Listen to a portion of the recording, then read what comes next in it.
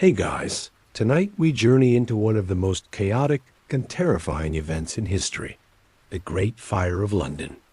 Picture it. It's September 1666, and you're waking up to the pungent smell of smoke. The city is still, but something is off. Your senses tingle with an eerie unease. The air feels thick, the smell of ash creeping in through your window. You step outside to investigate, but what you see is enough to freeze you in your tracks. The sky is glowing, red-hot flames licking the edges of buildings in the distance, and the steady crackling of fire is already echoing in your ears. You probably won't survive this. That's not to be dramatic, but this is one of those historical moments where everything seems to be falling apart. The fire is already spreading, and no one truly understands how bad it will get. So before you get comfortable, take a moment to like the video and subscribe, but only if you genuinely enjoy what I do here. And hey, drop a comment letting me know where you're watching from and what time it is. Let's see how far our story reaches tonight. Now dim the lights, maybe turn on a fan for that soft background hum, and let's ease into tonight's journey together. You step into the early morning haze, trying to understand what's happening. A fire in the city is not unheard of. It's London, after all. The wooden houses and thatched roofs make the city an easy target for such disasters. But this is different. You've heard rumors, and you've felt the heat even from your bed, but the scale of it is incomprehensible at first glance. You've heard about a small bakery on Pudding Lane that's at the heart of the fire. But here's the kicker.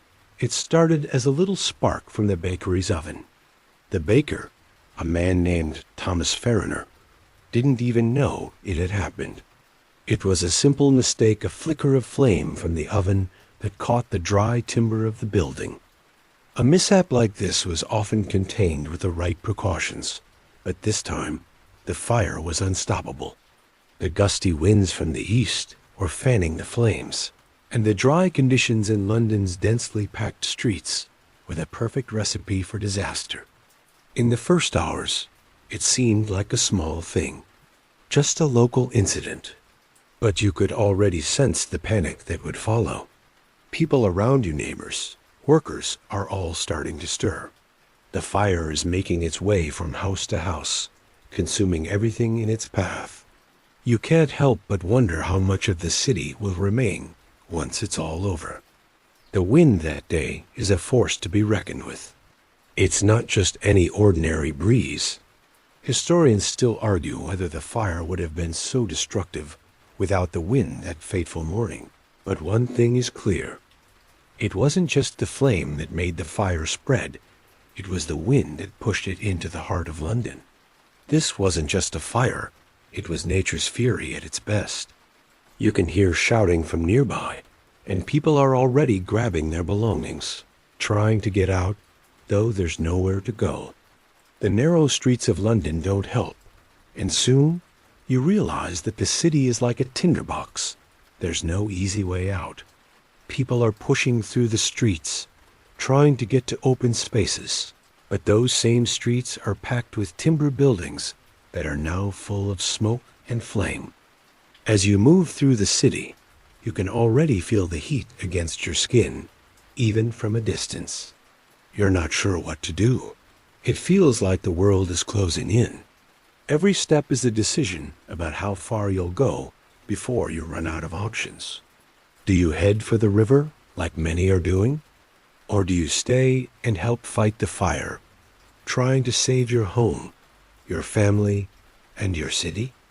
The bakery on Pudding Lane is still burning, but now you understand that this is no longer just a local fire. As the flames spread rapidly, you begin to hear the distant sound of bells ringing. It's the city's alarm. Something has gone horribly wrong, and the flames are becoming a force too large for the small fire brigades to contain. Panic spreads through the city like wildfire, quite literally. You try to stay calm, but there's an undercurrent of fear, an energy that's contagious. People are shouting, running, pushing past each other as if survival is a race. But in truth, there's no real safe place to go. Historians still argue whether the fire's rapid spread could have been prevented had there been more organized firefighting resources in London at the time. But even if there were, the combination of timber buildings and narrow, winding streets made the city a ticking time bomb. The architecture of London, built from wood, with overhanging upper floors, was basically fire's best friend. As the flames spread from building to building, you notice something strange. Some of the citizens are simply standing and watching, helpless. They can't do anything. The fire is too big, too fast, and too strong. But you're not just standing there, frozen by fear. You're making your decision. Should you head toward the river, where some are saying the flames won't reach? Maybe that's your best shot. But the Thames, the great river that defines London, may not be as safe as it seems. The docks are crowded, and there's no telling if the fire will reach the riverbank. The smoke alone is already unbearable, and you've heard rumors that the fire could reach the water itself, catching anything in its path. As you move through the streets, avoiding the collapsed beams and falling debris, you try to gather your bearings. The once familiar landscape of London is quickly becoming unrecognizable. Buildings are engulfed in flames, their roofs falling in, sending showers of burning timbers into the streets below. The heat is intense, and it's impossible to escape the thick, acrid smoke. You're struggling to breathe as you stumble along, eyes stinging from the smoke. The streets are a maze, and the city is practically becoming a war zone. The fire is merciless, consuming everything in its path. The air is filled with the smell of burning wood, leather, and anything else that the flames can devour. In these moments, you realize the true nature of survival. You've seen fire before, but nothing like this. You remember hearing about fire breaks, the strategy where you clear a wide area of land to prevent the fire from spreading, but the fire is moving too fast. The city is already so densely packed with people and structures that creating fire breaks is not a viable option anymore. You're left with a bitter reality: escape or burn. It's as simple as that. The cries and screams of people around you only add to the chaos. People are running in every direction, some with children, some with pets, and some with nothing but the clothes on their backs. In this moment, you realize that no one is exempt from the fire's wrath. The wealthiest merchants, the poorest beggars, and everyone in between are all vulnerable. You've heard rumors that the wealthier districts are evacuating faster than the poorer areas, but there's nowhere to go for those who have no means of escape. You're in the middle of it, a part of the frantic surge toward salvation. At this point, you might be wondering whether it's better to stay and try to fight the flames alongside others, or to try to leave the city altogether. The fire's unstoppable march has left you with a difficult choice: stay and protect what's yours, or abandon everything to save your life. The fear of losing everything, coupled with the uncertainty of the future, is overwhelming. No one can predict what will happen next. The fire is unstoppable, and the city is already changing beyond recognition. You finally make a decision. It's time to leave. The streets, though crowded and chaotic, seem to be the only route out, and you push forward with determination. You don't know where you're going, but the instinct to survive pushes you onward. Every so often, you glance back at the fire's progression, the towering inferno that's consuming everything in its path. The heat is oppressive, but it's the suffocating smoke that really gets to you. Thick, black, and acrid, it curls around you like a suffocating blanket, forcing you to cough and squint your eyes shut. As you move further away from the heart of the city, you realize just how close the fire has come. It's no longer just a problem confined to one area. The flames have begun to crawl along the streets, licking at every house, shop, and structure in its way. The fire has no mercy. You know that by now. But there's something else that hits you. The sheer destruction of your beloved city. London, the bustling center of commerce and culture, is being devoured by a force you cannot control. All of those landmarks, the grand churches, the taverns, the little corners you knew so well soon, they'll all be nothing but ash. Historians still argue whether the fire would have spread so quickly without the strong winds blowing from the east that morning. But there's no denying that the winds are making this fire spread faster than anyone could have anticipated. The flames are like living creatures, moving and shifting with every gust, taking more of the city with each passing minute. You can't help but wonder how the city's architecture, so compact and crowded, contributed to this catastrophe. You've heard stories of fire breaks being attempted, but there's no room for such plans when every building seems to be made of dry timber, packed so tightly together that there's nowhere for the fire to go but forward. As you move through the crowd, you begin to notice the reactions of others. There are people who are visibly panicking, their faces full of fear and uncertainty. Some are shouting for their loved ones, others are crying, but all are in a hurry. People are abandoning their homes, some grabbing whatever they can carry, while others seem to have been caught completely off guard, carrying nothing but the clothes on their backs. But you're trying to stay calm, trying to think ahead. You notice some people trying to get to the river. It makes sense. The river is your best shot at escape. But even there, you're not sure of safety. The docks, where ships are anchored, seem to be a potential refuge, but they're overcrowded with people trying to flee the flames. You hear murmurs that some of the docks might catch fire soon, with all the wooden ships lined up in a perfect row for the flames to feed on. The smoke is growing thicker, and you find it harder to breathe, but you push through. You remind yourself that this is about survival now, not about your belongings, not about your neighborhood. You're trying to hold on to any bit of hope, but the reality is grim. People around you are losing hope as well. The fire is too big, too all-consuming. How long until it reaches the river? Until everything around you is nothing but a mass of smoldering ruins. The farther you go, the more you see the impact on others. The poor who live in the narrowest, most crowded parts of the city are struggling the most. They're trapped. Their homes are the first to go up in flames, and there's little to no chance of escape. You overhear whispers about those who have been left behind, about those who have no means of fleeing, and you wonder if you'll ever see them again. The privileged few may have a chance to escape, but those without resources are being left to fend for themselves. As you make your way towards the river, the air is thick with a sense of helplessness.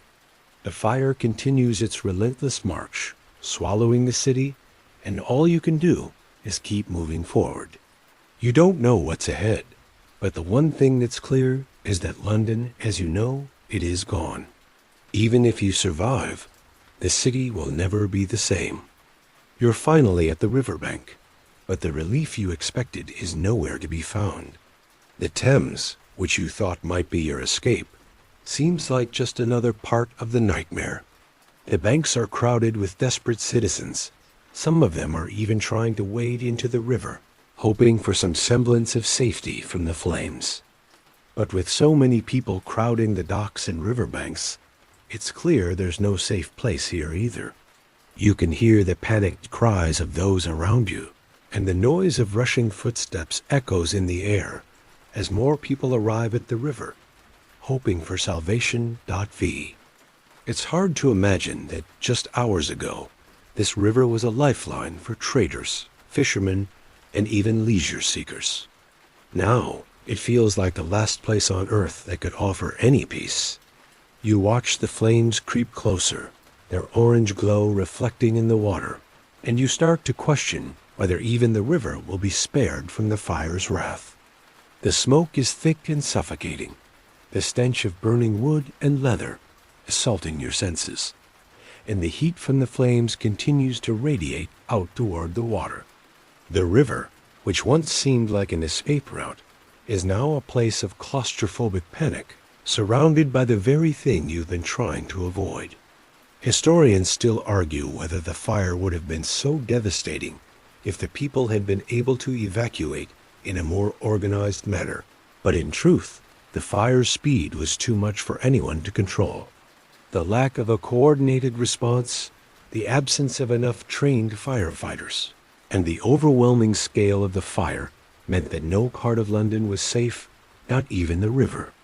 Some say that if the fire had been contained in its early stages, fewer lives would have been lost. But it's hard to see how anything could have stopped the flames once they began their unchecked march through the city. As you stand there, trying to breathe through the smoke, you see something that brings a little hope: a small group of boats drifting by, their occupants pushing away from the shore. Some of them seem to be making their way upstream, where the fire hasn't yet reached. But you quickly realize that the river, like everything else in this disaster, is unpredictable. The boats are overcrowded, the passengers desperate. They're fighting not just the flames, but the rising tide of panic as well. You wonder if they'll even make it out of the city safely, and if you'll even have a chance to join them. You've heard about the chaos on the river, the desperate scramble to board boats, and the uncertainty that comes with relying on an overcrowded lifeboat to escape certain death.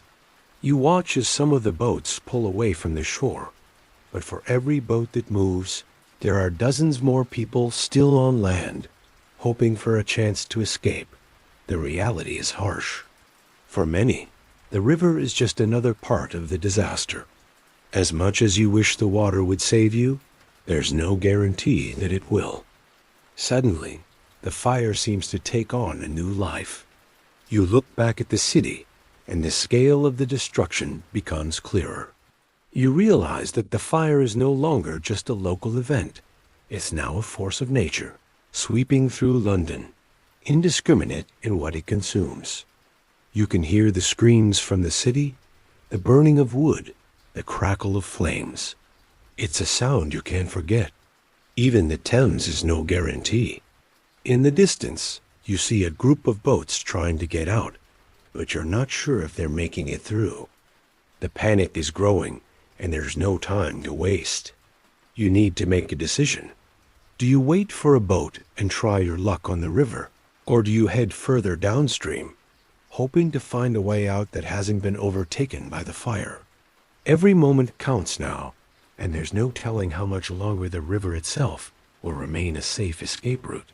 In these moments, your survival depends not just on getting away from the flames, but on being able to outpace the destruction. You look to the horizon, but the smoke makes it difficult to see much of anything. The glow of the fire is constant, and as much as you want to hold on to hope, you can't ignore the creeping feeling that this might be the end. London, as you've known it, is burning, and you're right in the middle of it all. As you continue to watch the chaos unfold, your heart races. The boats seem to be heading further downriver, leaving you behind in a sea of panic-stricken faces. You realize that you're not the only one who's aware that survival isn't guaranteed. The smoke is thickening, the heat unbearable, and the noise of the flames and the crowds pressing around you grows louder by the second. There's an urgency in the air, now a realization that time is running out. You glance down the riverbank and see that the docks, once bustling with life, are now just a tangle of boats, broken masts, and disoriented people. The river that once seemed like a promising escape is now becoming an additional obstacle, filled with frantic escapees who are all hoping for the same thing: to survive this nightmare. The current of the Thames, which used to be something you could rely on, now feels unpredictable and menacing, with so many desperate people flooding the waters. In this moment, you are forced to confront a harsh reality. The city is a death trap. London is a maze of fire, smoke, and chaos. And even the river, with its history of connecting the city, is no longer a safe haven. The wealthy are huddled together in their attempts to flee, but the poor, those without the means to pay for a boat or to escape in time, are left behind. You think about how quickly this disaster, stripping away the social divisions that usually separate people. The fire doesn't care whether you're rich or poor. It's consuming everything. Historians still argue over the impact of social class during the fire, some suggesting that the wealthy were able to escape more easily, while others contend that the fire's indiscriminate nature meant no one was truly safe. Either way, the fire is leveling the playing field for everyone. The heat from the fire is intensifying, and the wind, which had already been a major factor in the fire's spread, is pushing it faster than anyone could have anticipated. The flames are so high now that they're touching the skies, their orange glow casting an eerie light over everything. The flames leap from one building to another, setting fire to anything that can burn. The fire moves with such speed that even seasoned firefighters have no chance. You remember hearing about the fire brigades, some with bucket chains, others with hand pumps, but they were powerless against the vastness of the blaze. And the fire is only getting worse. In the midst of all this chaos, your survival instincts are kicking in. You have to make a decision, and quickly. It seems like the safest route is to leave the river and head further west, away from the heart of the fire. As you move, you encounter more people, some still trying to get to the river, others trying to find any way out of the city. They look as exhausted and desperate as you feel. It's as if the whole of London has become a labyrinth of uncertainty, where every choice seems to lead to more danger. You begin to question whether you can truly escape this inferno. Could anyone? The fire is a beast, alive and unforgiving, and it seems to grow stronger by the minute. You think back to the early moments of the fire, when it was still small, just a spark, a single flame. If only it had been stopped then. But now it's too late. The fire has taken on a life of its own. You move quickly, ducking beneath the occasional collapsing structure, your eyes watering from the smoke and the heat. The city is a war zone, and in these moments, you realize that the fire is not just a disaster.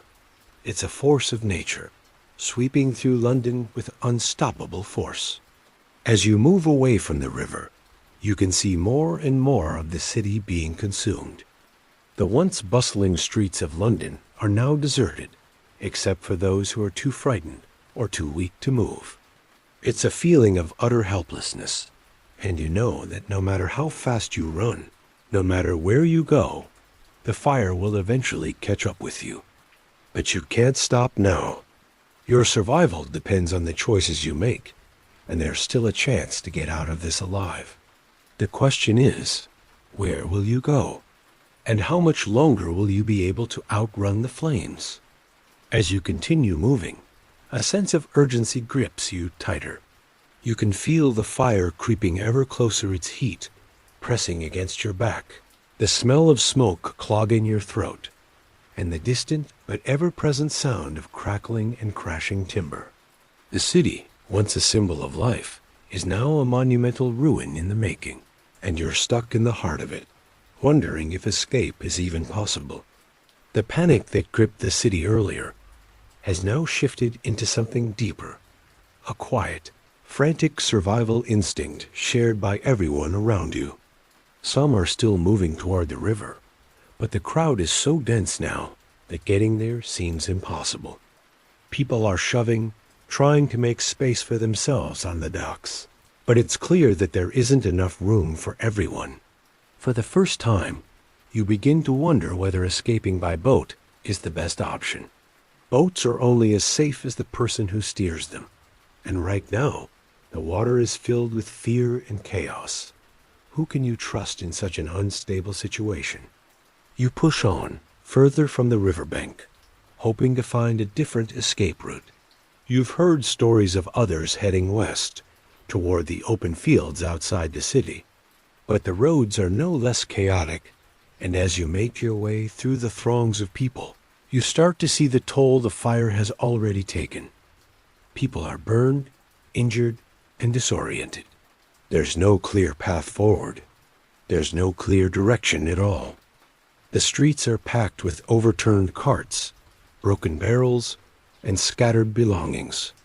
This was a city that once thrived on order and commerce, and now it's all chaos, an apocalyptic scene that's slowly sinking into the ashes. You can feel the weight of history bearing down on you, knowing that the city you grew up in, the place that shaped so much of your life, is being erased before your eyes. Historians still argue about how much warning the people of London had before the fire spread beyond control. Some say the city's leaders were slow to react, while others suggest that no amount of preparation could have stopped what was already set in motion. Regardless of the debates, one thing is clear. The fire was a disaster that no one was truly prepared for. As you move forward, you spot a small group of local watchmen, who are trying to organize the escape efforts. They're trying to get people to move toward designated safe areas, but the sheer scale of the disaster makes it nearly impossible to maintain any sense of order. You join the group, even if it feels like a false hope. At this point, it's a matter of survival, not about being organized or making smart decisions. The watchmen, who are supposed to be guiding the city's safety, are now as vulnerable as everyone else. They too are running, directing, and shouting orders, but in the chaos, even their authority seems to crumble. It's a cruel irony. These are the people who were supposed to maintain order in London, yet now they are nothing more than a small part of the ever-growing mass of terrified citizens. You begin to understand that no matter what happens, the fire is bigger than any individual. No matter how fast you move, the flames have already overwhelmed the city's defenses. It's a terrible realization, one that makes you question everything. How could something so grand, so powerful, be brought down so easily? How could London, such a center of power, culture, and wealth, be reduced to a smoldering ruin? The fire doesn't discriminate. It doesn't care about the high walls of wealth or the lowly hovels of the poor. It consumes everything, from the grand cathedrals to the smallest shops.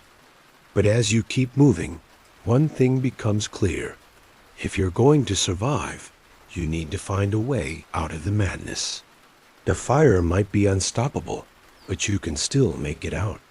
The question is whether you can hold on long enough to see another day. With the fire still raging behind you, your instincts scream at you to go further, deeper into the city, seeking anything that could give you a chance of survival. It feels like running from a nightmare that you can't wake up from. But there's something in you that refuses to give up. Maybe it's the fight for life, the hope that something better awaits. Or perhaps it's just that primal urge to survive that pushes you forward despite the odds. The path ahead remains a blur. You're not sure where you're going anymore, but you know you can't stop. Every step forward is one more step away from the heart of the fire. But you can still feel the heat on your back, an invisible force pushing you further from everything you've ever known. The chaos around you is overwhelming, and the longer you move through the city, the more distorted everything becomes. Buildings, once familiar and towering, are now crumbling ruins, their frames exposed to the merciless flames. The landscape is changing, warping into something unrecognizable. The street you're walking down is so crowded that it's almost impossible to move. The people around you are just as frantic, just as desperate, but there's a new shift in the air, a strange kind of resignation. Some are still running, but others have stopped, staring in disbelief at the inferno consuming their homes, their livelihoods, their very way of life. The fire has taken away everything they once held dear, And for many, it's become clear that there is no escaping it. It's a horrible realization, the understanding that there's nowhere left to go. No one is safe. You can see the horror in the eyes of the people around you, and you know you're no different. You're just another face in the crowd, trying to survive. The fire continues to grow, and now you hear the sound of buildings collapsing, the crash of timber and stone as structures give in to the heat. The force of the flames is so intense that it feels as if the city itself is being ripped apart. You can feel the ground beneath your feet trembling as buildings crumple like paper under a burning sky. The wind is stronger now, feeding the fire and pushing it deeper into the city. The smoke is so thick you can barely see more than a few feet ahead of you, and it's becoming harder to breathe. The heat feels like a living thing, wrapping around you, suffocating you. In the distance, you see another group of people gathered near what seems to be a small alley. At first, it looks like they're just standing there, unsure of where to go. But as you get closer, you realize they're organizing something. There's a plan, even in the chaos. They're trying to create a fire break. You've heard about fire breaks before, but seeing one in action is a different story. People are tearing down buildings, removing anything flammable, trying to create a space where the fire can't spread. You wonder if this will be enough to stop the flames. But then again, what could stop something this powerful? Historians still argue about how effective the fire breaks were. Some say they were useful in the early stages, but in the end, the sheer scale of the fire and the sheer force of the wind rendered the efforts futile. Maybe that's true, but you can't help but think, maybe there's a chance. The city is still burning, but you're still moving, still holding on to that thin thread of hope that somehow you'll make it out alive. You push through the crowd of people, trying to get to the fire break, to help, to do something. But the closer you get, the more you see how futile it all is. The fire is already burning too fiercely, and even the fire breaks can't stop it. You hear the faint cries of those who have been trapped by the flames, their screams carried on the wind, but there's nothing you can do. There's no way to help them now. The fire is too powerful, and all you can do is keep moving, hoping that somehow you can find a way out of this inferno. At this moment, it feels like time has stopped. The world around you is consumed by flames, and all you can do is walk, step by step, through the ruins of what was once the heart of the city. You've seen the fire consume homes, shops, and entire streets, and now it feels like it's slowly swallowing everything in its path. You can feel the heat on your skin, the smoke in your lungs, and the weight of the destruction pressing down on your shoulders. The world as you knew it is burning, and you're just one person trying to make it through the storm. But there's something in you that refuses to give up. You keep moving, you keep going, even as the fire roars behind you. Because in the end, that's all you can do to survive. You remind yourself that survival isn't just about escaping the fire. It's about holding on, pushing through, and finding a way to rebuild from the ashes. The fire is only the beginning. The fire rages on, and with each step you take, you feel the heat on your face like the breath of some great beast. It's hard to think straight as you move through the city, the smoke so thick you can barely see. The air feels suffocating, as if the world itself is slowly collapsing around you. London, the city you once knew, is now an inferno, and there's no telling how much longer you can keep going. The streets are a maze, but now they feel unfamiliar, warped by the smoke and the overwhelming sense of chaos that consumes everything. You move through a street you once knew so well, but now it's nothing more than a corridor of fire and rubble. The buildings are unrecognizable, charred husks of their former selves. It's like walking through a ghost town, a place that's been torn apart And you can't help but wonder if this is what the end of the world feels like. People are running, but it's like everyone is caught in a wave of hopelessness. There's no real escape. The fire is everywhere, and the more you try to outrun it, the more it seems to follow. You can't help but think back to the beginning, when this all started as just a small spark. If only it had been contained in those early moments. But now, the fire has taken on a life of its own. It's consuming everything in its path, and it seems to grow with every passing minute. Even the most valiant efforts to fight the fire have proved futile. You see a group of men, perhaps watchmen, perhaps some of the city's guards, trying to save what they can, but they're overwhelmed. No one has the strength to stop this force. No one is big enough to control it. As you push through the crowds, you catch sight of a familiar figure, a friend, someone you grew up with. You're not sure how he found you in the madness, but there he is. He's covered in soot, his face streaked with dirt, and his eyes are wide with fear. He looks as though he hasn't slept in days. You both exchange a glance, a silent understanding passing between you. You can see it in his eyes. This isn't just a fire. This is something that will change everything. You both decide to head in the same direction, hoping that there's some safe place, some refuge that you can find. But the path is uncertain. The streets are blocked, and you're forced to climb over piles of burning debris, your legs aching with the effort. Every turn you make seems to lead you into more chaos. There's no sense of direction anymore, only survival.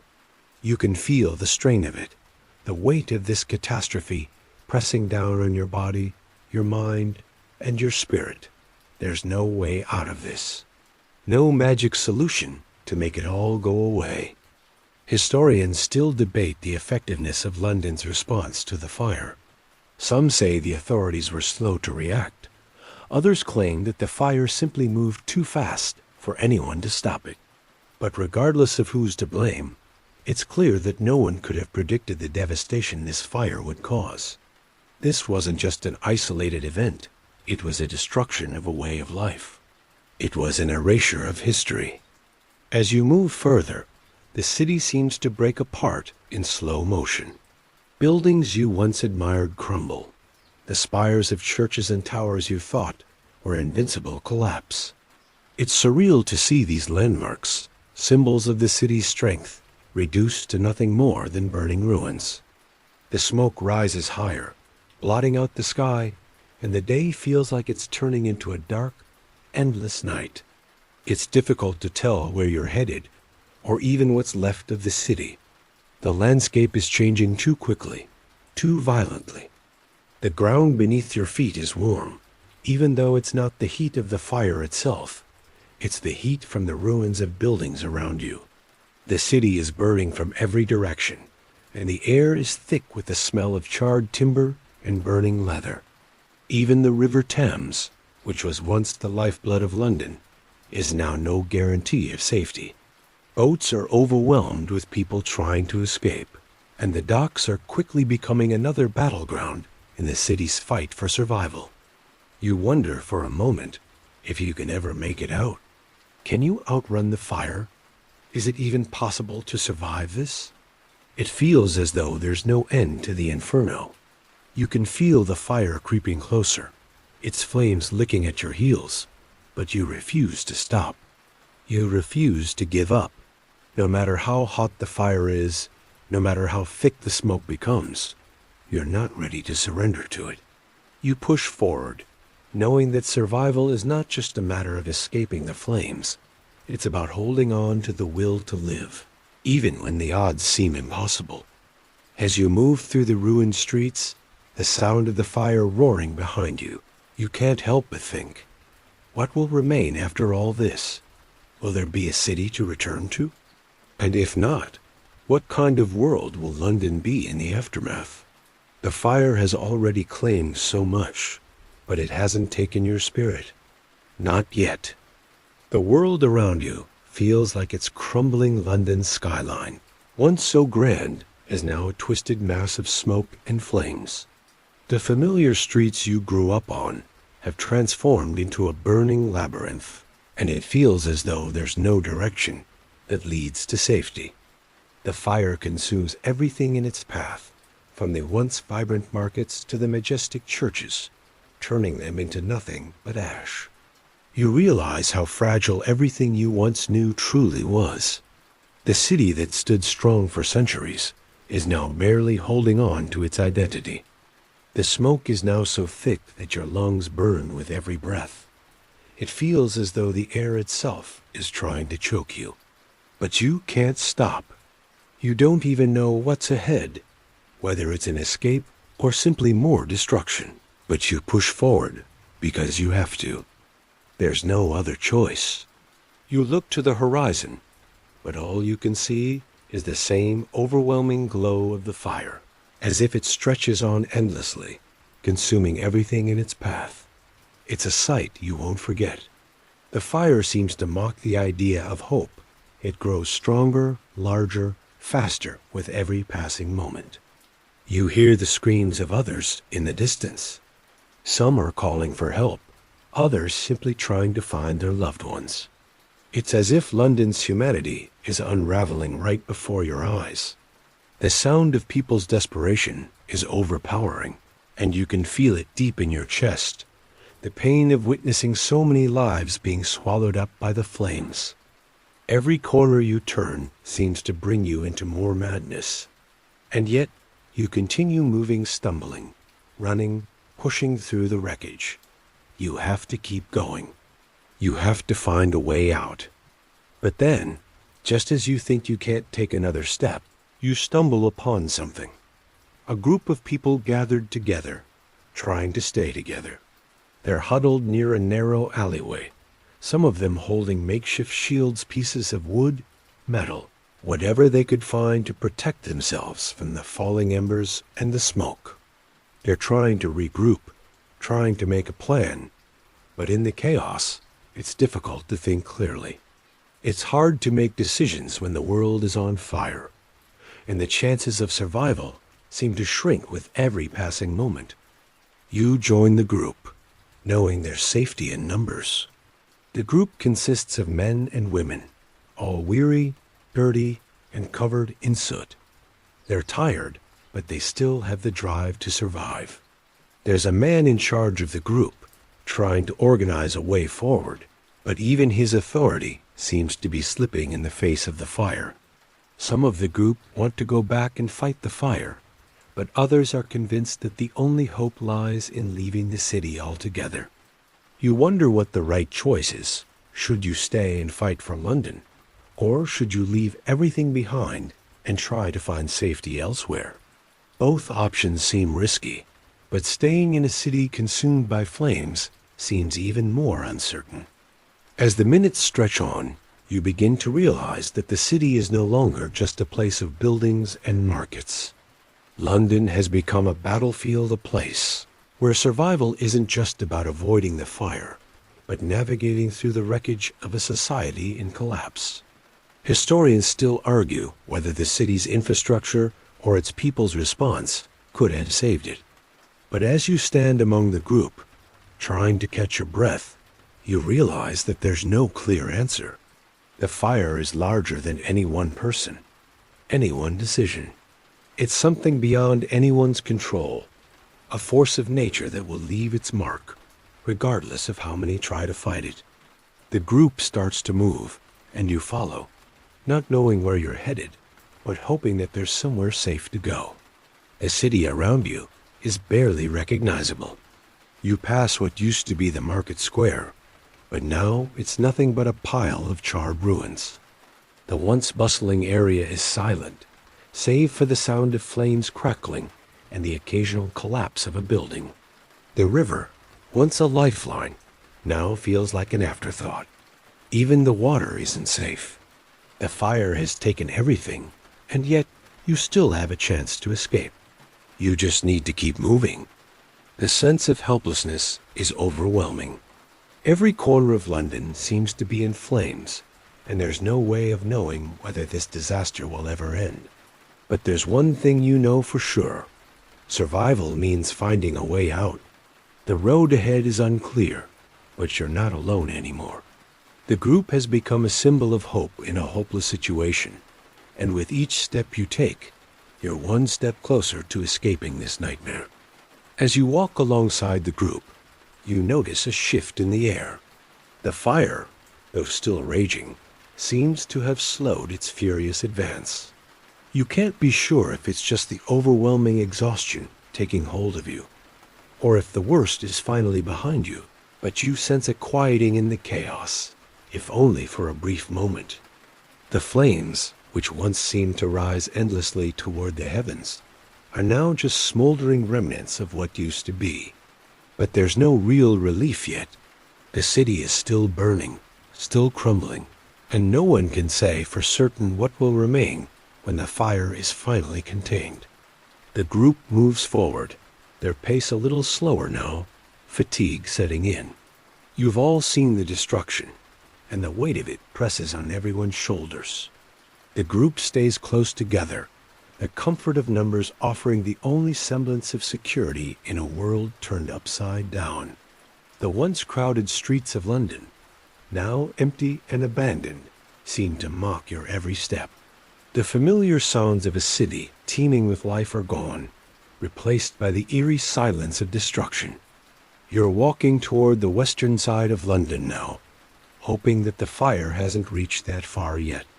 People from all corners of the city are converging on this area, some with hopes of reaching the fields outside the city, others simply trying to find a way to escape the inferno that's swallowing the city whole. As you get closer to the outskirts, you begin to hear the sounds of murmuring voices. People are gathering. Some are walking, others are sitting, and a few are still frantically searching for loved ones. But for the first time since the fire began, you see something that feels like hope. A handful of people working together to put out small fires before they can spread. They're forming fire breaks, cutting down trees and knocking over buildings in an effort to create barriers against the approaching flames. Historians still argue whether the fire breaks could have been more effective if they had been set up earlier, but it's clear that every second counts. At this stage, no one really knows what's going to happen. There's a sense of collective determination now, though, a kind of last-ditch effort to save whatever's left. The people you're walking with, the strangers who were once just faces in the crowd, are now your allies in this fight for survival. There's a strange bond forming between you, a sense of unity born out of shared desperation. As you move through the group, you can't help but think back to the beginning, the simple spark in the bakery that set this whole chain of events into motion. It's hard to believe that something so small could have grown into something so monstrous. In the early hours of the fire, no one knew just how big it would become. And now, looking around, you realize just how fragile life can be. The world you knew everything you took for granted is slipping away, burned to the ground by a force beyond your control. But you can't dwell on that now. The immediate concern is survival. You push forward, following the people around you, trying to ignore the feeling of your heart pounding in your chest. As you walk, you hear people talking about what's happened, what's been lost. Some are looking for loved ones. Others are grieving the loss of their homes. There's an unspoken understanding among everyone here. This fire has changed everything. Even if you survive, nothing will ever be the same again. The London you once knew is gone, reduced to rubble and ash. And in its place, there's a new city one that will take years to rebuild, one that will never quite be the same as it was. But for now, all you can do is keep moving. You can feel the tension in the air, the fear and uncertainty of everyone around you. The fire still rages behind you, but as you walk further from the heart of the blaze, you begin to feel a sense of cautious optimism. Perhaps you'll make it through this. Perhaps you'll find safety in the fields beyond the city. But even as the group moves toward the outskirts, you know one thing for sure. Survival is not guaranteed. The fire could catch up with you at any moment. But for now, you have a chance. You have hope, and that's more than you've had in hours. The journey ahead is uncertain, but as the city burns behind you, you know that the only way to survive is to keep moving forward. As the group continues to move westward, away from the flames, there's a sense of cautious relief settling in, but it doesn't last long. The devastation that you've witnessed is still fresh, still burning in your mind. But the further you go, the more the noise of the fire seems to fade, replaced by the sound of distant voices and the crunching of feet on the dry, charred ground beneath you. You're no longer in the city's heart, no longer surrounded by burning structures. But the air still feels heavy, thick with smoke and ash. The sky above, once blue and clear, is now a sickly shade of orange, a constant reminder of the disaster that's unfolded. As you pass what used to be the city's outskirts, you realize just how far you've come. The fire is still behind you, but it's no longer so close that you can feel its heat on your skin. You're making it, and for the first time in what feels like forever, you allow yourself a brief moment of hope. You might survive this after all. You look around at the people you've been walking with, strangers, who have become your temporary companions in this shared struggle. Their faces are grim, just as yours is, but there's a glimmer of determination in their eyes. No one speaks much, but you can tell that each person is holding on to the same thought: survival. The walk has been long and tiring, the city's destruction still fresh in your mind, but you keep pushing forward. You're not out of danger yet. The group reaches a field just on the edge of London, the smoke still rising behind you like the remnants of a nightmare. The open space feels almost unreal after the claustrophobic streets of the city, but it's also not as safe as you might have hoped. There are people here already. Some have made it out before you. Others have been stranded for hours or even days, trying to get away from the fire. There's no real organization, but the sight of so many survivors gathered together feels like a small victory. At least you're not alone anymore. There's a quiet in the air here, a different kind of silence from the roaring fire. It's as if the land itself is holding its breath, waiting for the next move. You're exhausted, emotionally and physically drained from the journey, but you find yourself drawn to the group of survivors who are trying to start fires of their own to keep warm. The smell of smoke is everywhere, but it's different here. It doesn't feel like destruction, no. It feels like resilience. But that feeling of peace doesn't last long. The group you're with begins to settle in, finding places to rest and catch their breath. But you're all still on edge. The fire is behind you, but it could still come for you. It could still sweep over the fields, devouring everything in its path. There's no way to know for sure whether you're safe, but you tell yourself that at least for now, the worst is behind you. As the hours pass, you can see the devastation behind you in sharper detail. The glow of the fire that once lit the sky is slowly fading, but it's not gone. It's just waiting to claim more, to burn even further. You try not to think about it too much, because if you do, you'll lose your focus. Instead, you look around at the other survivors. You start to wonder about the future of London, about how this city will rebuild itself. Could it ever go back to the way it was? Will the people here ever rebuild their lives? Or has this fire eased everything for good? Historians still debate whether the fire actually led to a better London. Some say it cleared the way for a modern, more structured city, while others believe the damage was far too severe for the city to ever return to its former glory. For you, standing in the middle of a ruined field, it's hard to imagine how this city could be rebuilt. It feels like everything you've ever known has been burned to the ground. But that's not for you to decide right now. Right now, you need to survive. You need to rest. As the night draws on, you find a quiet spot in the field, surrounded by others who share the same sense of exhaustion. You lie back on the ground, staring up at the smoke-filled sky, still illuminated by the distant glow of the fire. You try to imagine a life without the fire, without the destruction, but it feels impossible. All you can do now is wait and hope for a new day. And yet, in the back of your mind, a small thought lingers. Perhaps after all this, there might be a chance to rebuild. Maybe London will rise from the ashes, just as you have. Maybe the fire wasn't the end of the world, but the beginning of something new. Whatever the future holds, though, for now, all you can do is survive. The city has burned, but you've made it out. And for tonight, that's enough. As the night deepens, you settle into an uneasy rest. The crackling of small fires around you seems distant, the smoke hanging in the air like a blanket that never quite lifts. The open field feels oddly still, but it's not a peaceful stillness. It's a tense calm, like the world itself is waiting to exhale.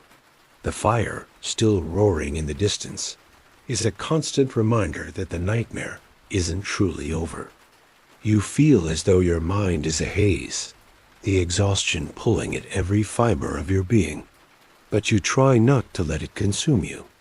You focus on the small fire burning nearby, hoping that somehow it will warm your soul and ease the weight of everything that's happened.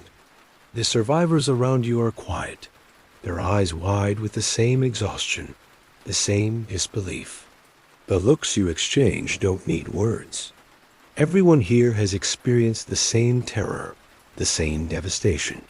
There's a shared understanding between you and these strangers, a bond formed not through choice, but through circumstance. Everyone is just trying to survive, trying to make sense of a world that's been torn apart. In the distance, the faint sound of people's voices carries across the field. You wonder who else has made it out, how far the fire has reached, and whether anyone else is left behind in the city. You feel guilty for leaving, for escaping when so many others were left to face the flames. But at the same time, you realize you made the only choice you could. Survival isn't just about the decisions you make in the heat of the moment. It's about having the strength to keep moving when it feels like everything around you is falling apart.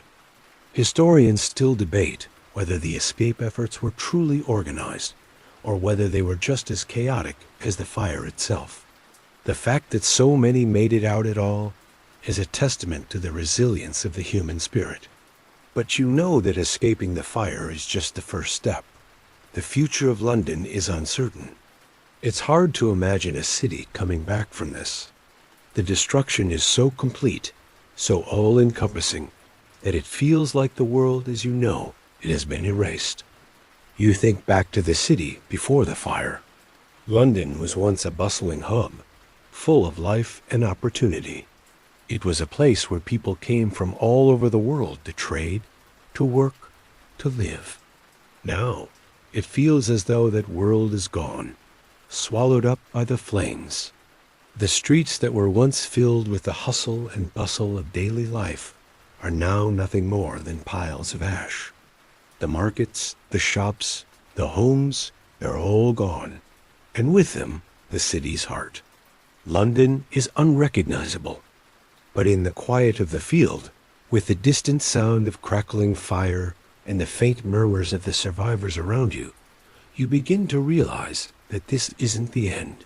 The fire may have destroyed much, but it hasn't taken everything. The people are still here, still alive. The city may be burned, but there's still hope. There's still a chance for rebuilding. It will take time, years, maybe decades, but one thing is clear. The human spirit is resilient. It always finds a way to rebuild. As the first light of dawn begins to break over the horizon, you find yourself reflecting on everything you've seen, everything you've lost. The fire has taken so much, but it hasn't taken your will to live. It hasn't taken your hope for the future. And maybe, just maybe, it hasn't taken London either. You're still here, standing in the ashes of what was once your city, but you know you can rebuild. The road ahead is long, but the fire has proven one thing. Even in the face of overwhelming destruction, there's always a chance to rise again. London, like you, will rise from the ashes. You'll see it happen. You have to believe that. As you sit up, the survivors around you begin to stir, their quiet murmurs turning into hushed conversations. They're beginning to make plans, to think about what comes next. Maybe it's too early for rebuilding. Maybe it's still too soon to think about the future. But you know that the first step in healing is simply surviving. And you've made it through. You've made it through the fire. Now it's time to move forward. The journey is far from over, but for the first time since the fire started, you allow yourself a small measure of hope. The city is broken, but it's not gone. And neither are you. The first rays of sunlight break through the thick, smoke-filled sky, casting an eerie orange glow over the field where you and the other survivors have taken refuge. The fire still rages behind you, but for the first time in days, there's a sliver of hope. The sun's warmth on your face feels almost surreal, an unexpected reminder that, despite everything, the world continues. The fire is behind you, but its impact is etched into every survivor's face, in the scorched earth and in the ruins that lie in the distance. London is not the same anymore, and neither are you. The survivors are slowly starting to gather their belongings, though there isn't much to take. Many have lost everything: homes, businesses, loved ones, and all that remains is the painful reminder of what was lost. You watch them move about quietly, a shared understanding passing between you all. Everyone is unsure of what to do next. Do you return to the city? Do you seek shelter in the countryside, where it feels a little safer? There's no clear answer, only the instinct to move forward. The fire may have taken much from you, but it hasn't taken your ability to move forward, to survive. And for now, that's enough. Historians often talk about how the people of London came together after the fire, about the resilience that emerged from the ashes. In the years to come, there will be those who write about how the city rebuilt itself, how the destruction paved the way for a stronger, more modern London. But you don't know that right now. All you know is that today, tomorrow, and the days that follow will be a struggle to rebuild, not just the city, but everything that's been lost, the sense of security, the community, the dreams. As the sun climbs higher in the sky, you start to hear more conversations among the survivors. Some are debating where to go. Others are simply asking if anyone has seen their loved ones. There's a mix of fear, confusion, and quiet hope. The quiet determination to move forward is palpable in the air, even though no one has any clear direction.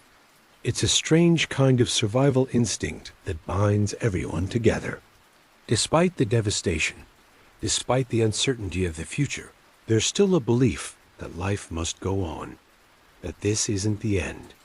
You begin to move through the group, offering what small comfort you can.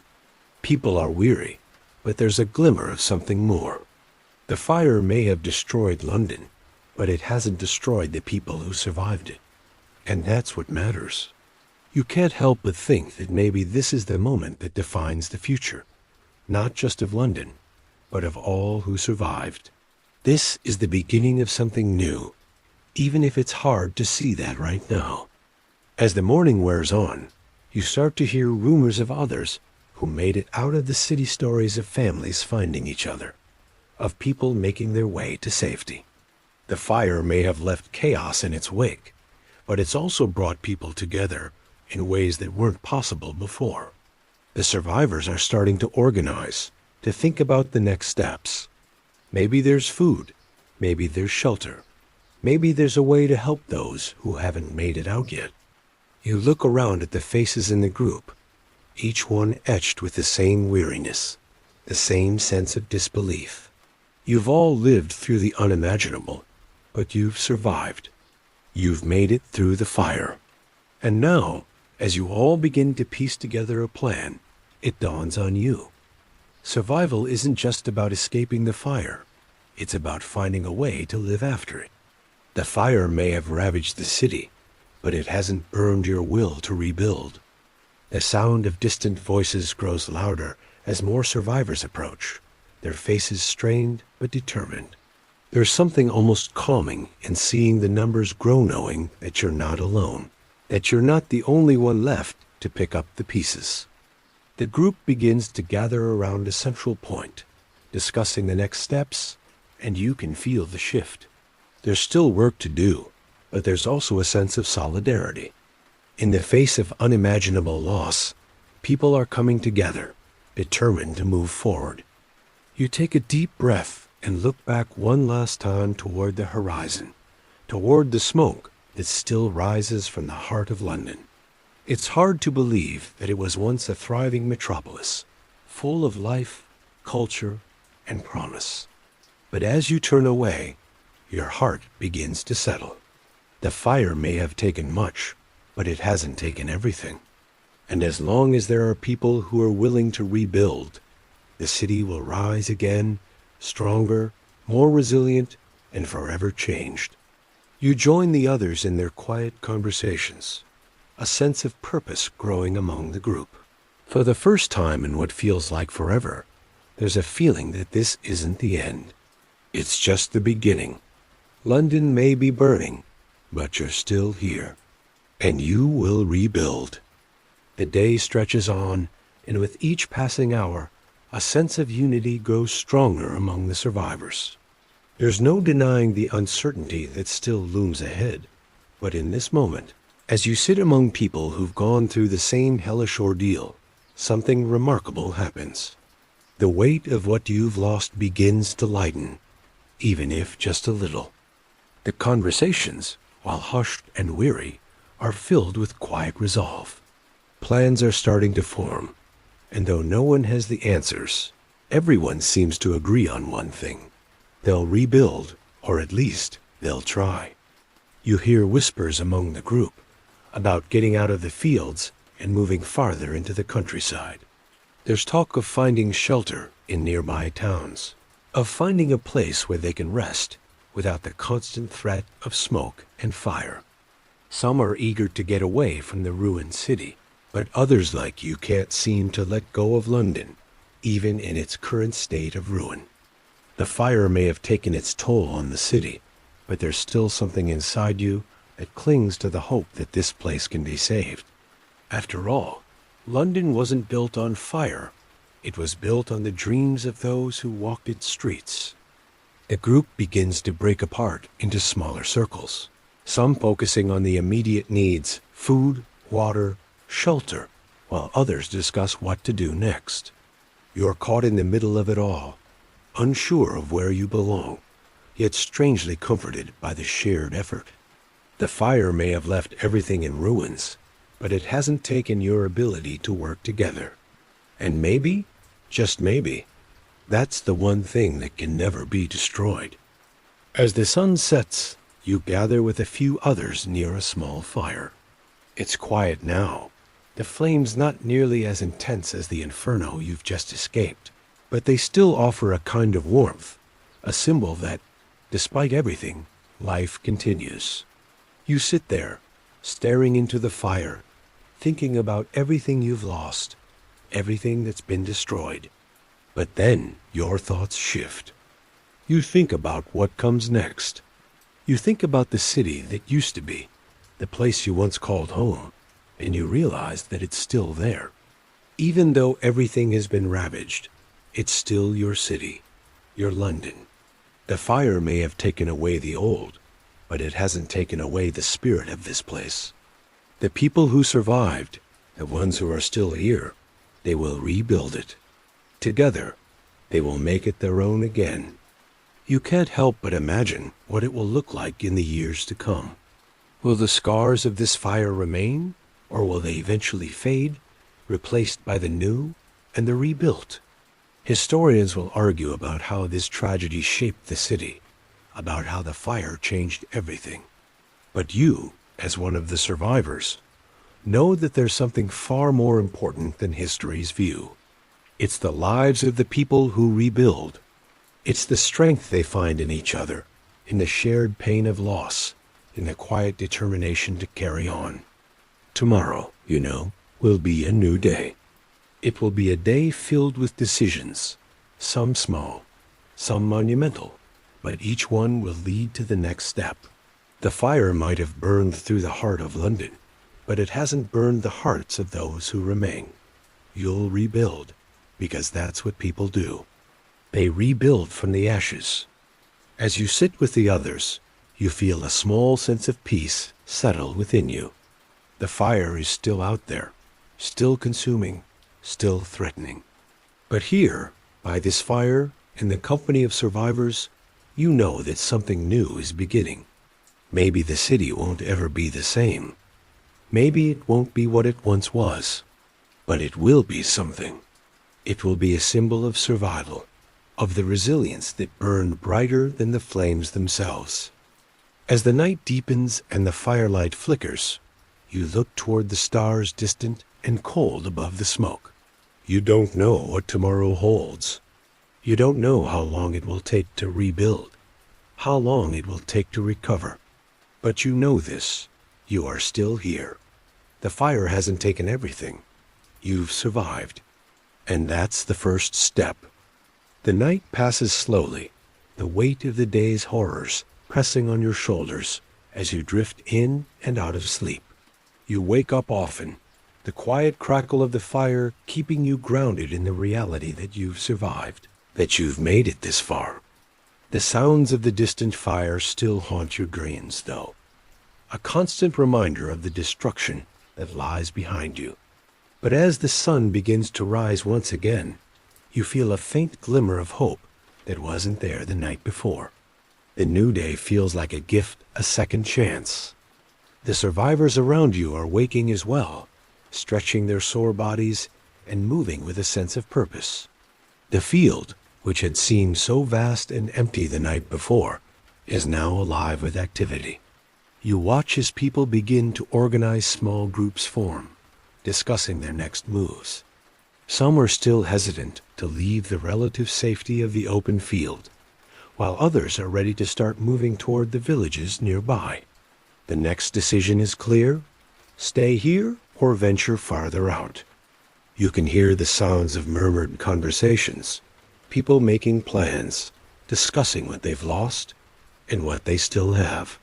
It's a moment of quiet reflection before the rush of reality sets in. Even amidst the tragedy, there's a sense of calm that blankets the group.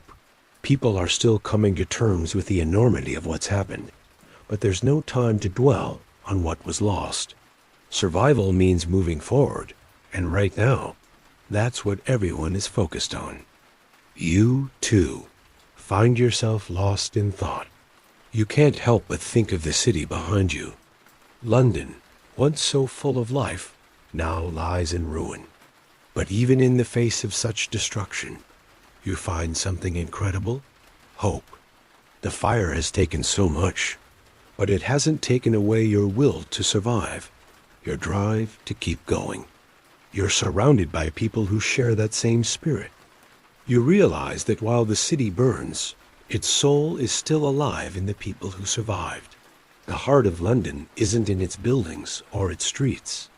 It's in the people who call it home, in the resilience they carry with them, even in the face of devastation. As the day unfolds, you begin to see small acts of kindness. Someone shares their last piece of bread with another. A mother comforts her child, whispering promises of a new beginning. It's these small moments of humanity that give you hope. Despite everything that's been taken, there's still something powerful about the bonds formed in times of crisis. It's in these moments that you realize how much you can rely on others, when everything else falls apart. The world is broken, but the people who remain can still come together and rebuild it. The decisions ahead are tough, but they're necessary. You have to decide where to go, who to trust, and what your future holds. London may have burned, but you're still alive. The fire may have torn through your home, but you still have the strength to move forward.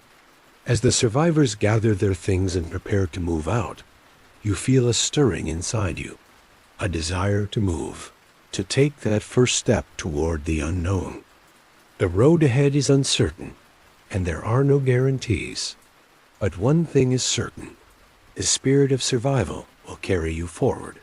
The fire may have scarred the city, but it hasn't broken you.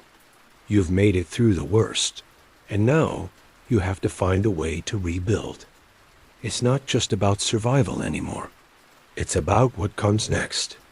And as you begin to move toward the next chapter, you know that it won't be easy, but it will be worth it. The fire may have stolen much, but it hasn't stolen everything. Not your spirit, not your resolve, and not the future. The journey ahead may be long, but you know this: you're not walking it alone. The morning light feels softer than before, though the remnants of smoke still cling to the air, diffusing the sunlight into a muted haze. You stand among the survivors, waiting for the next steps to unfold, watching as they gather their belongings and ready themselves for the unknown. The tension is palpable, but so is the quiet strength in the air. It's as though everyone here knows that the fire didn't just destroy their homes. It also gave them something else, a renewed sense of purpose. And for the first time in days, you feel the weight of your own survival, not as a burden, but as a responsibility.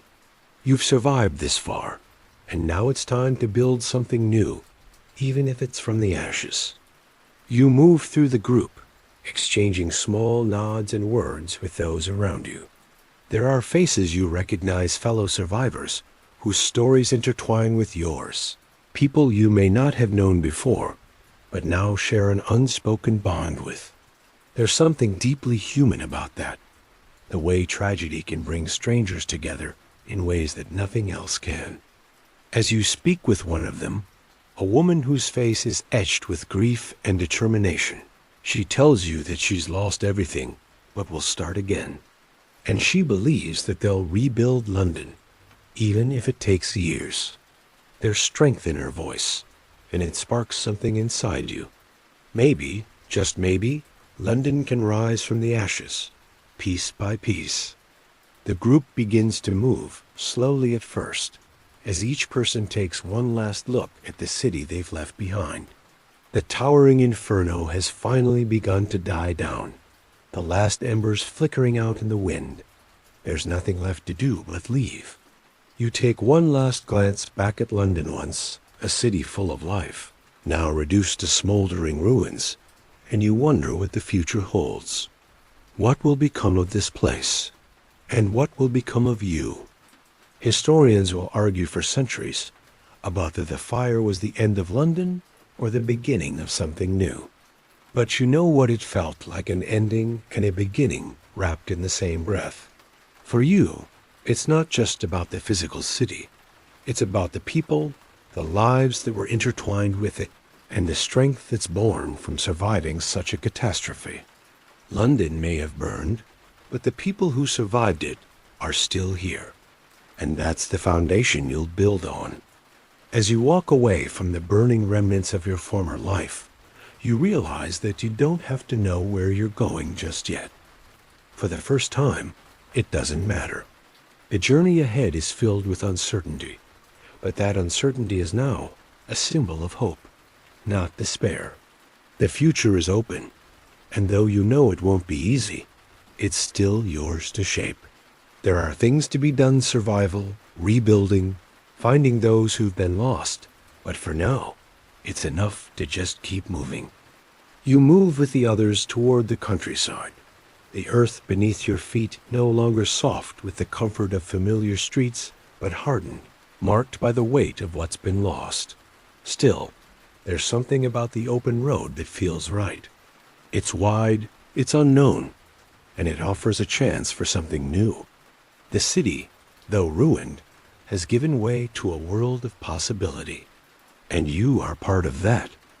You think about what you'll do next. Maybe you'll help rebuild London. Maybe you'll find a quieter place to start anew. But whatever happens, you know it won't be easy. The fire has taken much, but it hasn't taken your will to live. And it certainly hasn't taken your sense of purpose.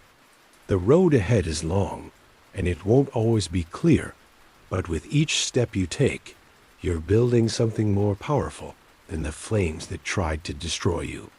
You're building your future, and the future of those who are still here to see it. The journey won't be simple. It won't be easy, but it's yours to take. The countryside stretches before you, vast and open, a stark contrast to the suffocating chaos of the city. The fields are quiet now, peaceful even, and for a moment you allow yourself to breathe in the fresh air. It's not the thick, smoke-laden air of London, but a clean, untainted breeze that feels like a new beginning. There's still a lingering sense of dread deep inside you. After all, the fire hasn't completely gone out yet, and London is still a smoldering memory in the distance.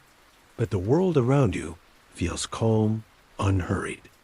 As the group walks together, there's a noticeable shift in the mood.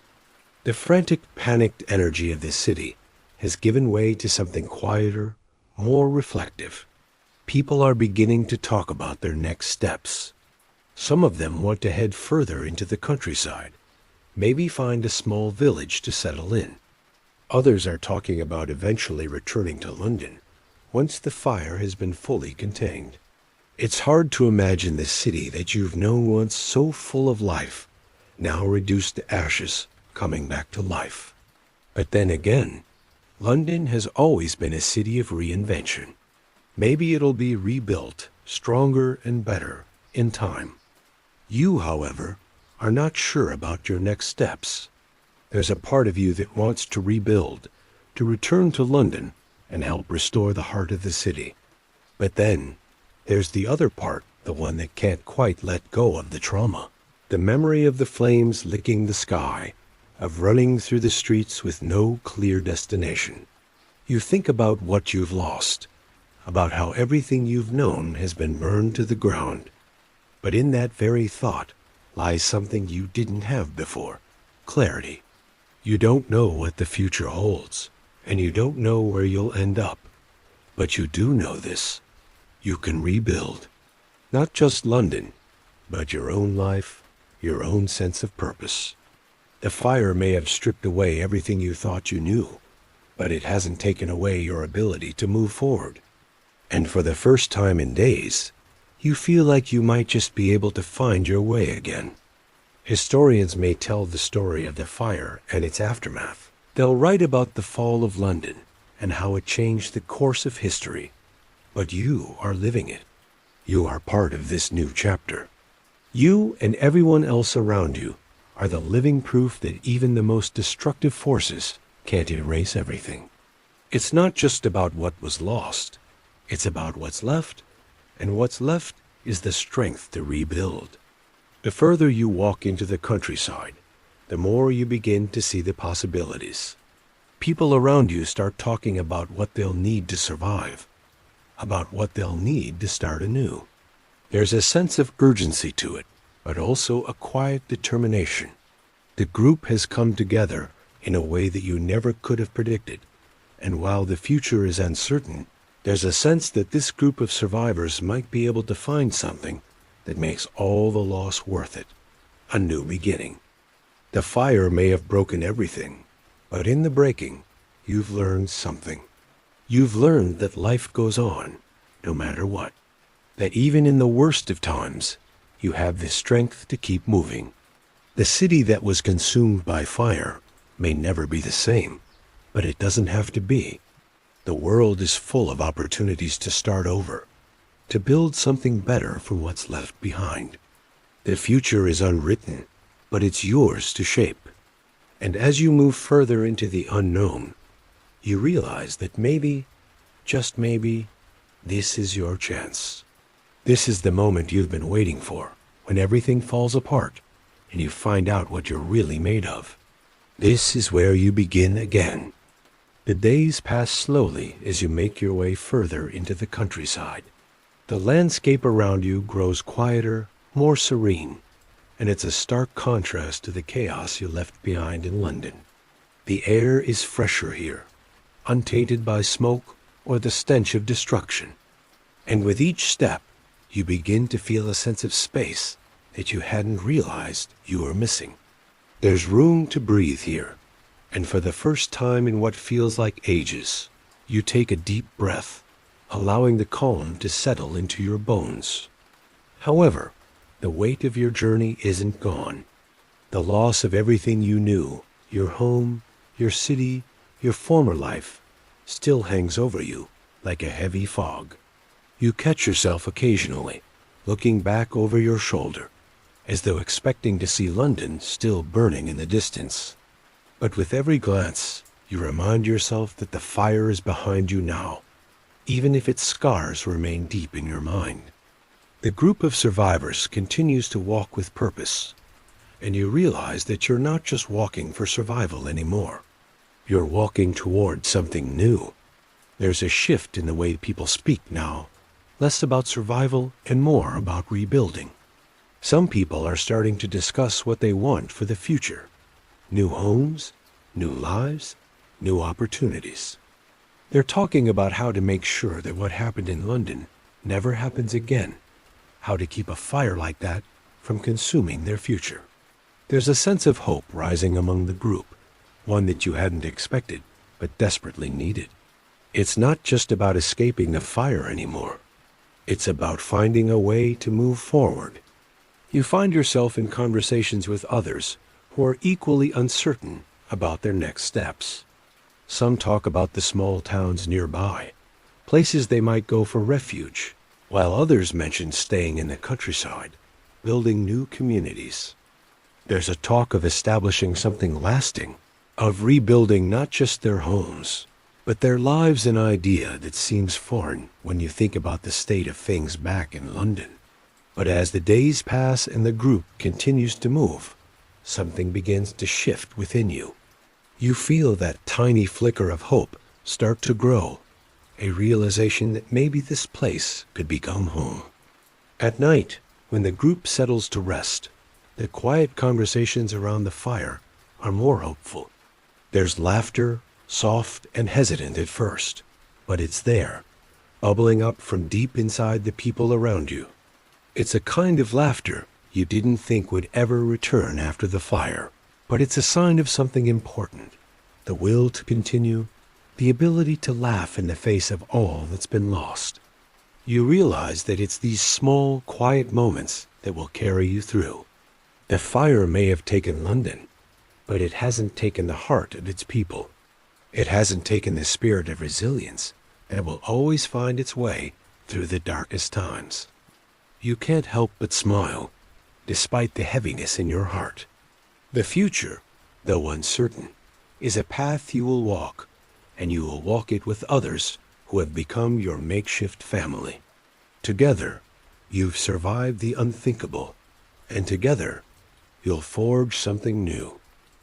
Maybe it won't be the London you once knew. Maybe it won't even resemble it. But as you look around at the survivors, you know that the spirit of London, the strength, the determination, the will to survive is still very much alive. As the sun sets each night, the firelight dances on the faces around you, and you begin to believe that perhaps this is the dawn of a new chapter. A chapter that, while born from the ashes, will rise higher, stronger, and more united than before. Maybe London will rise from the flames one day, but for now, you've found something else, peace. And perhaps that is the first step in the rebuilding that will come. The fire didn't just burn the city. It ignited something else, something deeper. And as you sit by the fire with your fellow survivors, the path ahead feels a little less uncertain. You're not sure where it leads, But you know one thing. You will rebuild. Not just for London, but for yourself and for those who walk with you. As the days slip by, you begin to feel the weight of the world gradually lift from your shoulders. The constant uncertainty that hung over your every move, where to go, what to do, how to rebuild, has softened into something more manageable. The survivors you're traveling with have started to make decisions, and with each passing day, the vague outline of what the future could hold becomes clearer. Some of the group have decided to settle in a small village nearby. The town is untouched by the fire and seems to offer a safe haven for those who have nowhere else to go. Others are still hesitant, unsure whether it's too soon to trust a new place, whether it could truly offer the security they need. But slowly, the idea of starting anew begins to take hold. There are plans for rebuilding homes, for starting farms, for creating a community. The idea of building from the ground up, of creating something from the remnants of what was lost, becomes more appealing each day. As you walk through the village and see the empty homes, you begin to wonder, could this be home? Could this quiet, untouched corner of the world become your place to rebuild? The land here is fertile, the people are kind, and there's a sense of possibility in the air. The memories of London's fire are still fresh, the devastation still raw, but in this quiet, peaceful space, you feel a new beginning is within reach. Maybe the fire wasn't the end of everything, but the start of something new, a new chapter, not just for London, but for you as well. You can't help but think back to the first days after the fire, the fear, the confusion, the complete sense of loss. You remember the panic in the streets, the desperate search for an escape, and the sense that nothing would ever be the same again. But now, as you stand here in this small village, you see something different. You see resilience. You see hope. The survivors around you are already working together, forming bonds that go beyond the tragedy of the past. They are focused on what comes next, not on what has been destroyed. They are determined to make something of this place, to take what they've learned from the fire and build something stronger, something more enduring. And as you walk through the village, talking to the people who have settled here, you realize that you are part of this too. You've made it this far. You've survived the fire, and now you have the chance to create something new, something lasting. The fire may have destroyed much, but it hasn't destroyed your will to live, your desire to rebuild. You don't know what the future holds, but you know that you are not alone in this journey. The people around you are your family now, and together you'll face whatever challenges come. There is a quiet, almost sacred kind of peace here. The days are spent working the land, building shelters, and slowly the village begins to take shape. Each brick laid, each field tilled, feels like a step forward, a small victory over the chaos of the past. The laughter and the sounds of work in the village are a comforting reminder that life is still possible, even after the worst disaster imaginable. London may be gone for now, but the spirit of the city, the spirit of those who live there, is still very much alive. It's strange, this feeling of beginning again. You never imagined it would come under such tragic circumstances. But here you are, forging a new life from the ashes of the old one. You can't help but feel grateful for this second chance, for the people who've become your community, and for the opportunity to rebuild. London, in its own way, is still with you, not in the ruins of the city, but in the people you've met along the way. And with each passing day, you start to believe that somehow this tragedy can lead to something beautiful. As you sit by the fire at night, you look up at the stars. They shine through the smoke and the haze, a symbol of endurance, of a future waiting to unfold. You don't know exactly where this journey will take you, but for the first time in weeks, you feel something close to peace. The fire may have taken everything, but it hasn't taken your hope. The city may be in ruins, but you are still here, and that's enough. The weeks pass in a slow, steady rhythm. You wake with the dawn, greeted by the fresh morning air that feels like a gift, a reprieve from the chaos that once ruled your life. The village is coming together in ways you hadn't imagined. What was once an empty, desolate place is now a growing community. New homes are being built. The first crops are beginning to sprout, and the survivors are beginning to find their footing again. They're planting seeds, both literally and figuratively, and with each small step, the village becomes a symbol of resilience. You, too, begin to feel a shift within yourself. The grief that has clung to you like smoke since the fire still lingers, but it's becoming more manageable now, like the memory of a bad dream. The faces of those you lost, the streets of London that have been forever scarred by the flames, are still with you, but they're no longer the center of your thoughts. You found something else, something new to care about, something to give your energy and heart to. The rebuilding, the quiet effort to restore the pieces of your life, is now your focus. You know it won't be easy. There will be setbacks and there will be hard days, but now, at least, there's something to hold on to. The fire, in all its fury, forced you to confront what was truly important. It stripped away everything, your home, your possessions, your sense of normalcy, and left you with nothing but the will to survive.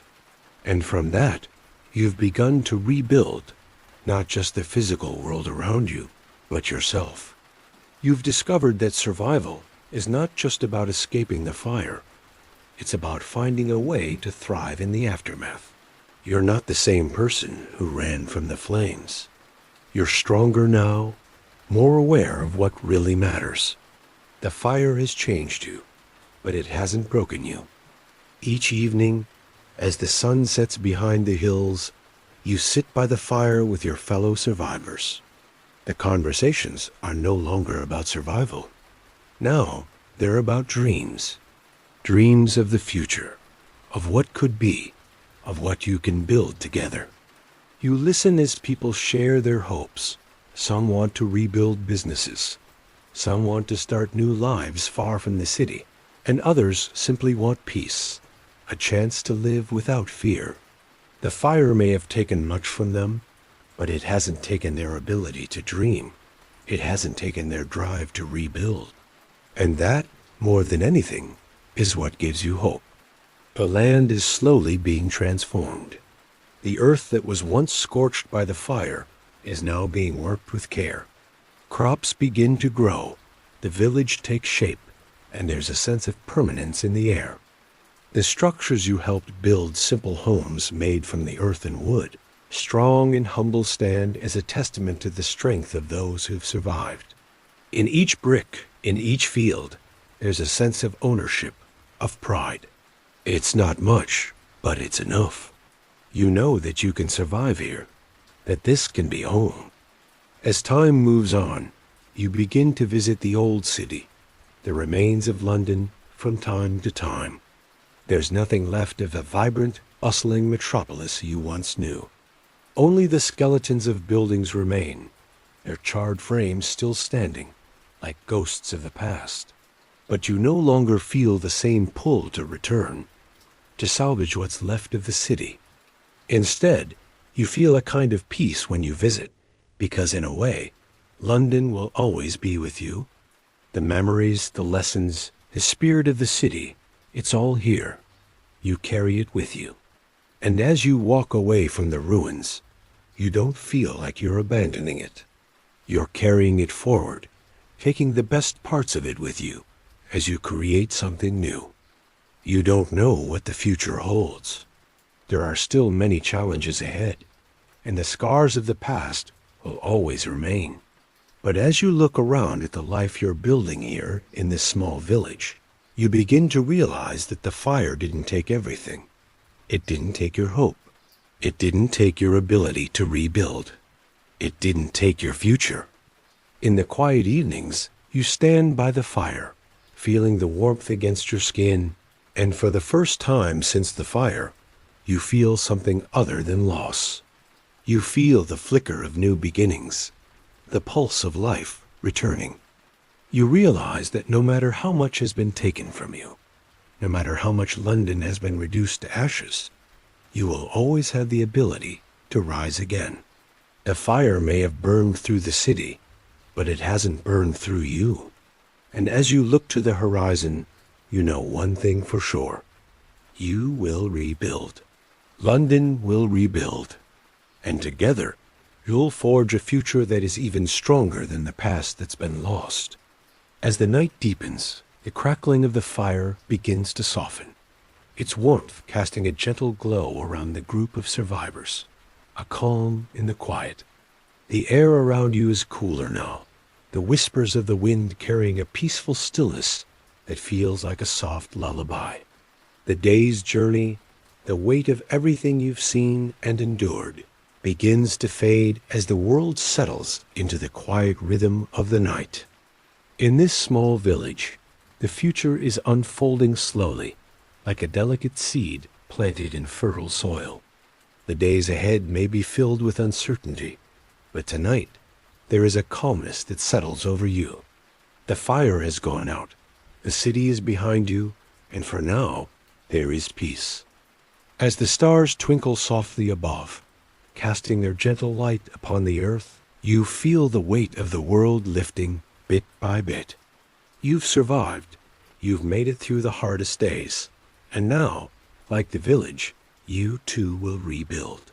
Each breath you take is a quiet promise that the road ahead, though long, will lead to something new, a future shaped by the strength of those who remain. Now, as your body relaxes and your eyes grow heavy, let the quiet comfort of the night embrace you. The fire is out, the past is behind, and tomorrow is a new day, filled with possibilities. Rest now, for in your dreams the journey continues. Good night. May you find peace, and when the morning light comes, may it bring with it a new hope. Sweet dreams.